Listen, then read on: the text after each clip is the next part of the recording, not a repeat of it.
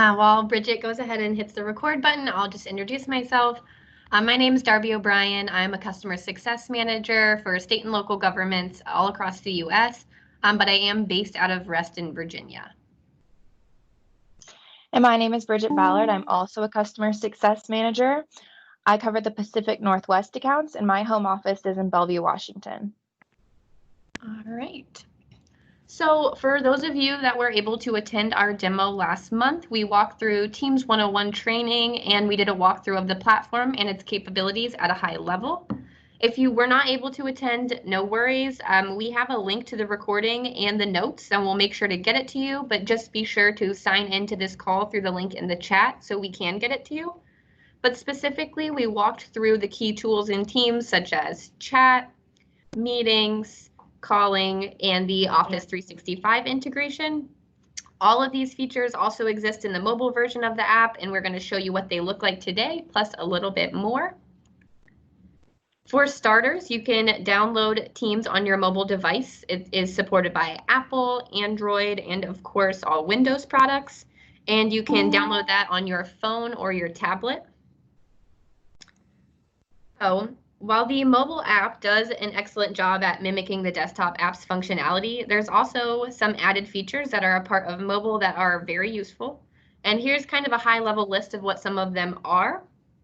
We have things like quiet hours, organization, notification customization, content sharing, location sharing, voice memos, and a secured photo sharing with a smart camera. We're going to touch on all of these today, but Bridget is going to quickly walk through just a couple of them in further detail so you know exactly what to keep an eye out for as we begin the demo. Awesome. Thank you, Darby. So as you can see, this user is inside of her chat window. And something I just like to point out is the ability to do location sharing. We see this highly useful in first-line worker cases. So let's say that this is for electrical reporting and something goes down. So this user might be on site and she's very easily able to share her location so that her support units can easily track her and come out to help her. Another thing I'd like to point out is sending audio messaging. It's that little record button on the bottom right-hand corner of the phone.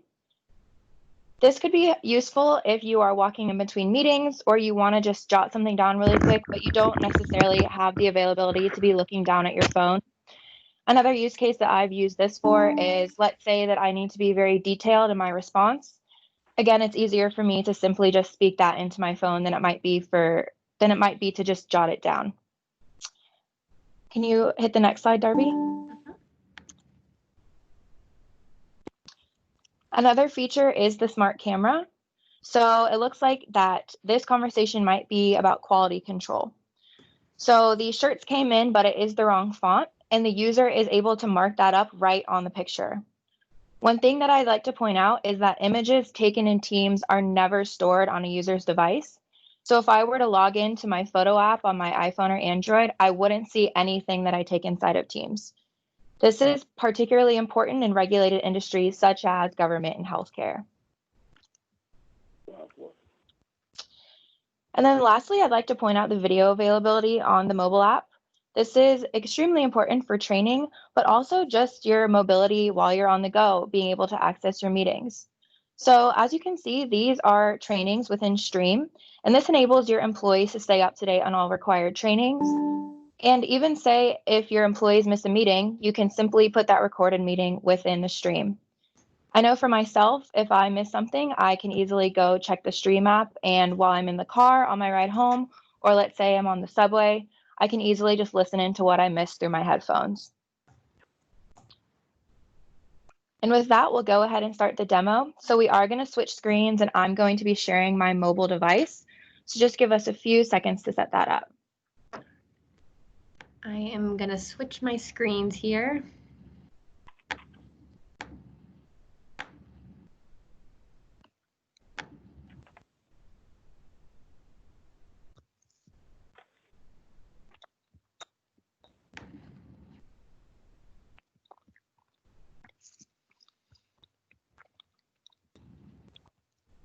All right.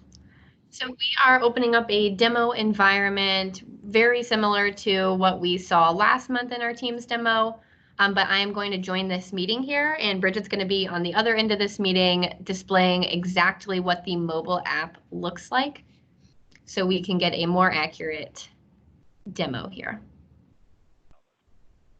All right.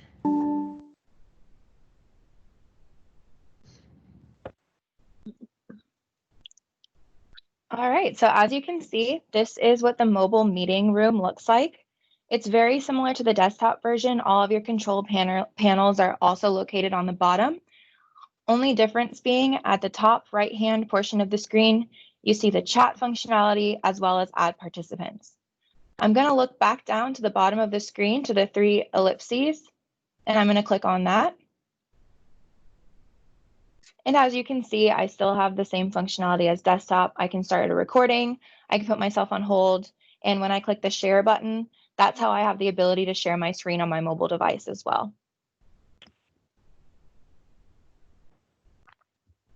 So before we get started looking at the same functionality that we looked at last week, the activity, chat, Teams, calendar, and calls, I just want to take a moment to go and look in the notification settings within the mobile app. Now, I know a lot of you are thinking with your mobile app, you are available at all times of the day, which can be a little bit scary. So I just want to point out some features that we've put into Microsoft Teams to ensure that you still are able to get those quiet days. So when I click on notifications, I am brought into this panel. And at the top, you see quiet hours. So right now I have it turned off, but I can go into it and click on my daily quiet hours, and I can set times where I don't want to receive notifications from Microsoft Teams. Below that, we have quiet days. When I click into that, I'm able to set days that I don't want notifications. This is really helpful to be able to set your weekends to quiet days, as well as if you're going on vacation to ensure that you're not getting any notifications on your mobile device. So I'm going to jump back out really quickly. And then below that, you can see send notifications, and it says when I'm not active on desktop and always. So I currently have mine set to when I'm not on desktop because personally, I don't want to be receiving double notifications on my phone and on my computer. And then below that, you have the ability to choose what you'd like to be notified for on your mobile, as well as the sound and haptics that you'd like to set for your notifications. All right, and then one thing in settings I'd like to point out is the dark theme. I am currently in the dark theme right now. This is a relatively new feature that we rolled out into Teams. Personally, it's very helpful in the mornings when I'm just starting to look at my phone and I don't have that bright light shining in my eyes. And then lastly, I'd like to point out this What's New button. When I click on this, I can see everything that's come out in the iOS version of Microsoft Teams, and I don't even have to leave the app. Next to the iOS button, you can also see the desktop and web as well. And so when I click on that, I can see what is new in there. All right, so exiting out of that, I just want to point out before we move to the activity feature, the reason you see this box moving around the screen is because that's the call I'm currently in on my phone. So I do have to move it around a little bit to ensure that everybody is able to see the screen. So with that, Darby, do you want to kick off the activity portion? Yep, sounds great. Thanks, Bridget. So as Bridget closes out of the notifications there, we're now back to the main screen. And some of this is going to look a little bit different in the mobile app than it does on your computer. But as you start to understand where a few features have been moved, the rest should really look the same. So we now have our navigation bar at the bottom of the screen there. And again, we're going to walk through activity, chat, Teams, and calendar, starting with activity. So this screen is just going to show you all of your activity notifications. You're no longer going to see a preview in the mobile app, but you still have full functionality to click on a notification and have it route you to the post it's referring to. You still have the capability to filter these notifications as well, just by clicking on that little filter at the top right corner of the screen, and all of your filter options are still there, as well as the search feature, which is still available right at the top of the screen as well. And that being said, the rest of the activity tab is almost identical to the desktop app. So I will move on to chat, which has a few new things. So with chat, again, you're going to see all of your contacts there on the main screen, and then we will click into a chat and look a little further. So here I'm chatting with Johanna, and if you take a look at the bottom of the screen, you'll see that you have almost the exact same toolbar at the bottom to construct a message, plus a little bit more. So you still have the ability to format a more formal message with the paintbrush, the ability to attach and collaborate on files, and you can still mention people and send GIFs as well. In terms of what's different, you can now click the little photo icon on the far left of the toolbar to access your smart camera and to securely share photos. So it looks like in this chat, Deborah asked for a photo of the new team shirts, and Johanna should be able to easily respond. Now know that though she just took a photo, that picture will not be saved in her camera roll. Bridget touched on that a little bit earlier. It is securely stored in Teams. So now she can edit, crop, and mark up that image if she'd like and send it over. Another great feature in the mobile app is the ability to drop your location. So it looks like Johanna's going to drop her location so Deborah can find exactly where she's going for lunch. Obviously, lunch is kind of a silly example, but it's really can be useful for things like frontline workers who are not in front of a computer all day. And we will get into another example of that later when we click into the Teams tab. The next feature that is in the mobile app is the ability to send voice memos back and forth. So you can hit that little record button on the bottom right there and record a message to send to a colleague. This is great if you're in a situation where you can't type at the moment, but you have a quick message, or you want to thoroughly describe something very quickly using your voice instead.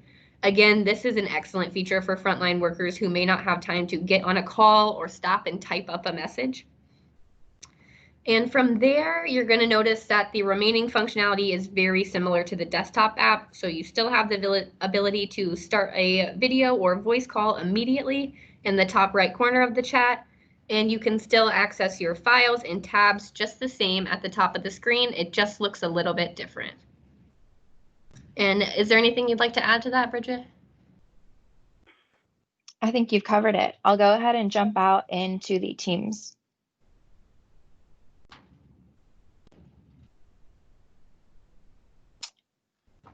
So as we mentioned before, a use case for mobile is first line workers. That is commonly where we see mobile being most popular. And so these two teams that we have right here is a safety audit and a District 9 road safety team. So I'm going to go ahead and go into road safety reporting to get a better idea of how, as I mentioned before, location and picture sharing can be helpful. So it looks like within the team, the administrator was asking how Oak Street was looking and that there was reports of slick roads. And she's asking if the snow trucks missed this. So I was actually able to send her a picture of where I was and giving her the update that snow trucks are on their way. So again, this is a great example for teams out in the field. You are able to log all reporting within your Teams channel without ever having to leave and look at another application. So I'm going to jump out really quickly and just go to the posting session within the team. So as Darby was mentioning before, it does look very similar to the desktop app. You still have your GIFs, you can still attach files, and I can still make a post with the subject line. I want to take a moment to go over adding a document. So when I click that little paperclip, I'm taken out to all the places on my phone where I have documents stored. If I click on OneDrive, I'm then able to add documents from my personal OneDrive. So see, I can share from files, my library, or shared files. And then jumping out of there, I want to jump up to the top. Next to posts, you see the button that says files. And I want to show how you are able to edit documents on your mobile device as well. So when I click on this Go Green project, I'm able to see a preview of it right here. And then in the top right-hand corner, I'm actually able to edit. Now it is going to jump me over into the Word application And all I have to do is click edit or, let me jump off for a second. Click the pencil and the A up at the top, and that will allow me to edit. So as I mentioned before, it does jump you out into the Word application. So that's why on my personal device, I have an O365 folder on my phone. This way, I'm able to see all the applications that I use on a daily basis. And when I'm jumping into one from Teams, it's all in the same place. And then moving over to the More section, you are still able to see all of those tabs that are within your channel. Darby, do you have anything else to add for the Teams portion? Yeah. Is there any way that you could show a little bit about how you can also share your location inside of the Teams portion? Yes. So right here, and I go to make a new post and I click on the 3 ellipses. Let's say I want to share my location. And again, we're in the road reporting portion of this team. So I'm going to go ahead and send my location. And something I want to point out is when you click on it, you can actually link it right into Maps or Google Maps so that you don't even have to leave the app to be able to see where you're going. But again, I'm going to reply and I'm just going to say reports of snow, please send truck to this location.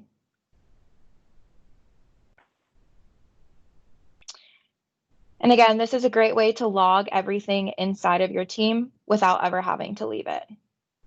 And this allows my whole entire team to see this. And once the snow truck is sent, my team members can confirm that it's on its way. So with that, I'm going to jump into the calendar feature located at the bottom of the screen next to the team. It looks slightly different from the desktop version because it is a day-to-day view. This is the functionality that I most commonly use. As you can see, I can join right from my mobile device.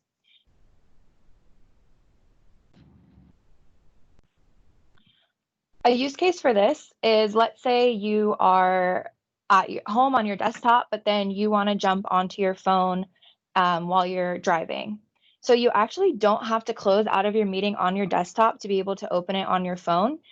If you join it on your phone, you're not going to be double counted into the meeting. I commonly do that when I'm walking in between meetings or I'm pressed for time and just need to quickly join it on my mobile device. Something that you can also do is you can join on your mobile device and your desktop. So let's say that you wanted to use your mobile device for your audio and you don't have a headset with you. So I can join on my desktop. I can mute it so that I'm able to see everything that's being talked about. And then I can just simply talk into my mobile device and use that as my headset. And then last thing I'd like to point out about this is you still have the availability to schedule a meeting in the top right-hand corner.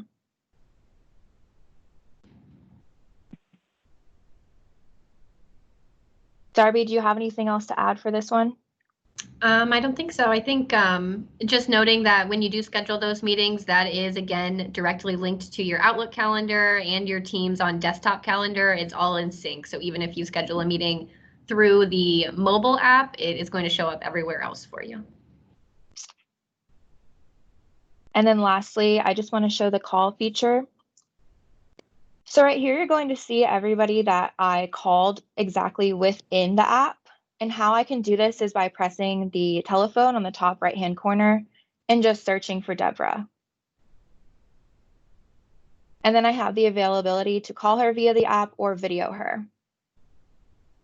Right next to this, I also see where the voicemail is. So I currently don't have any, but when you do call someone, you have the availability to leave a voicemail.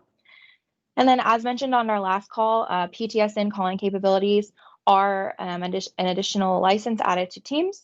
If you would like to add calling plans to your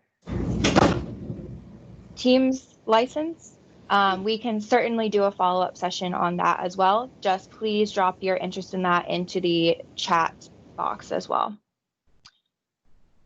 And then with that, that concludes our demo. We will open up the conversation to questions. Feel free to come off mute and ask your questions or drop them in the chat and we will be monitoring those. I'm just going to go ahead and keep the demo tenant open so that if you have any specific functionality questions, we can click on those for you. And I am going to go ahead and drop the link for feedback into the chat now, and I will drop the sign-in link as well again, just in case. I do have a question. Yeah.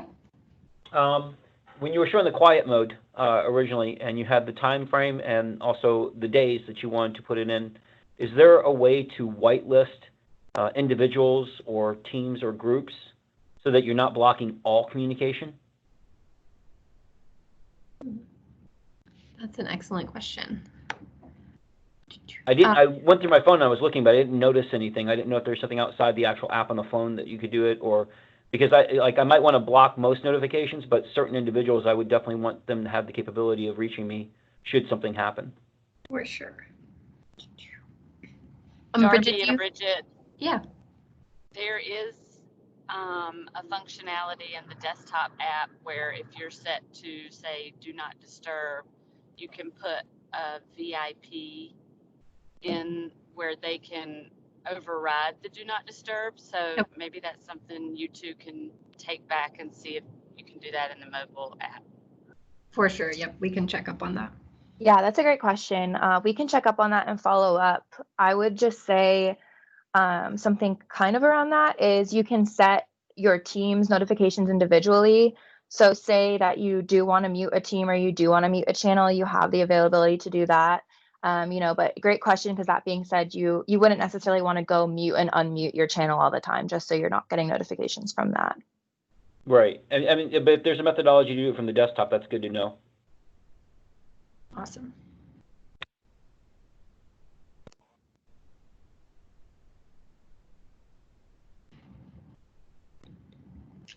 And then I see one in the chat. Can frontline workers fill out forms and save them inside of Teams? Hold on, trying to go into here.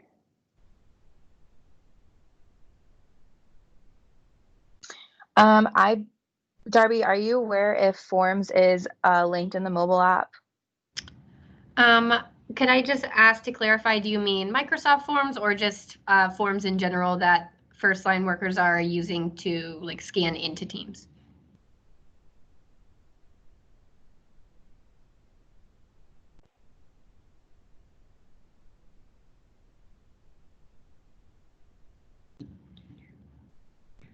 I'm not sure.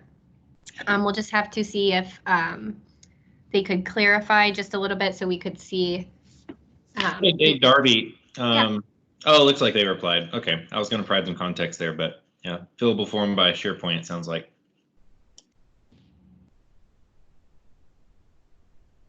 So, Darby, you can create a form tied to a group or a team. And since Forms is not a tab that's integrated into Teams for government at the moment, you can add the link to the form in a website tab. So Okay. it would view, and you would be able to populate the responses from the mobile app or the desktop app. And then if it's a SharePoint list, you can certainly create those and tie them back to a tab at the top of the team. Awesome. Thank you, Stacy. And then I see a question about differences between mobile teams, between GCC and commercial. Yeah, we are aware that the functionality, there are some parities between them. That being said, we have been working with engineering and we've been trying to minimize the gap between release dates between commercial and GCC. I'm not entirely sure if we have a comparison list between commercial and GCC and mobile teams, but that is something that I will look out for and try and get that posted. Yes, I see this call series. This call series is focused on GCC, correct? So this demo tenant is a GCC demo tenant. So everything that you see in here will be available to you. So just ensure that everything that we say on this call, you will be able to see.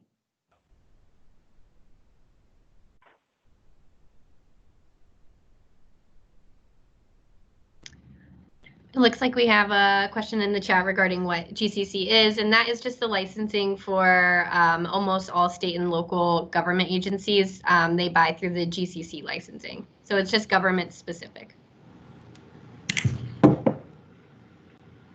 And just to provide some extra context there, so Broward.org, that's actually my customer there. So so if you're in state and local government, we have 3 different types of clouds. So you've got commercial, right? And then you've got Department of Defense, and then you've got GCC high, so like federal customers, and then we've got our lowest GCC cloud, which is our government cloud, and that's where a lot of the state and local communities entities use. So it's it's regulated, but not as regulated as, say, the Department of Defense. So we put you guys in that GCC cloud, and so this call is geared towards that GCC audience, that state and local government audience, because each different tier of the community cloud gets released different features at different times. And so, commercial obviously gets them the quickest because less regulation, but the GCC, you guys get them, quicker than, say, Department of Defense or military. So anyway, that's just some extra context around there. So that's, that's why the awesome thing about this call is you guys are, seeing and being able to have these discussions about GCC versus, these other clouds or commercial features that kind of get released at different time points. So it kind of streamlines it. Thanks, Cameron. That was an awesome explanation. I see And to that a question. point, Oh, sorry. Go ahead. I just wanted to give a little bit to what you said, Bridget, as far as the feature comparison, and to add on to Cameron's comment, we are committed with when a feature is rolled out in commercial, we are targeting starting this year where we at least have a date that it's going to be in the government cloud so that you can plan for the new feature releases and you don't have to wait as long as you have previously in the past, assuming all certifications and everything pass. Thanks, Stacy. I see a question about getting copies of today's presentation. Yes, we did record it. Right now, we are storing it in a point drive, which we can share the link again. I'm working on getting the permission set up in OneDrive to be able to share it out to you all as well. But for now, everything is located in a point drive, which we'll go ahead and drop the link to.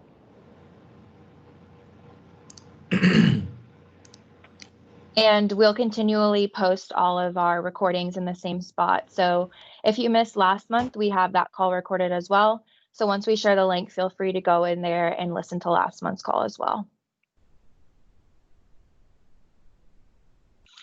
All right, well, it is approaching half of the hour. So I just want to thank you, everybody, for coming out today. Really appreciate everybody's time. Again, this will be a monthly call series, and if you have recommendations for topics that you'd like to hear in the future, please drop it in the form. We would love to hear from you guys. But with that, we'll go ahead and wrap up the call, and we will see you guys next month. Thank you all for joining us this month. We really appreciate it.